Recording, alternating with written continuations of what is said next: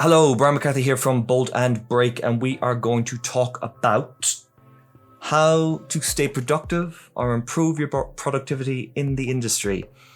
Especially now in lockdown, it can be very, very difficult, draining mentally, emotionally.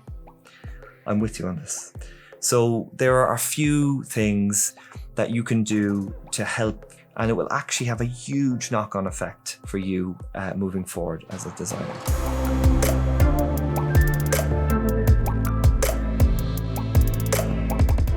I'm sure this has crossed your mind, or you've seen about it, read about it. If you've never done any form of this, it's fine. Exercise is key. It's like any industry, any human being on the planet should be doing some form of exercise. The World Health Organization recommends you do 1 hour of exercise that raises your heartbeat.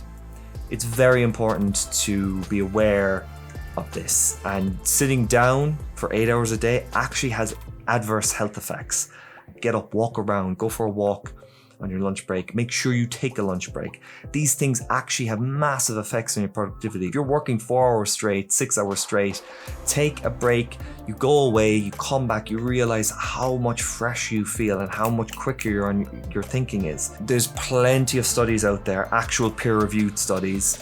Exercise can maintain IQ, it can maintain productivity, it maintains self-esteem, all that good stuff. It's so important. You don't have to go crazy. You don't have to become a meathead or run a marathon, but something just light, that just gets, the heart rate going, a light jog.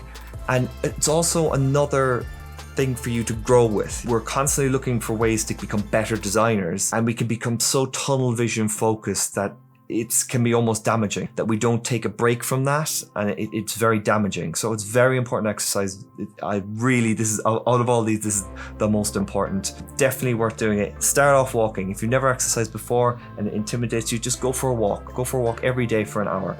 You'd be shocked what that does. And also, being outside, it inspires you. You'll see places you never had. It does inspire you.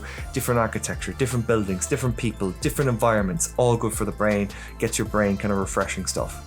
Unrelated to exercise cannot be this. Find a hobby and try and make this maybe away from the computer, just to kind of have that separation.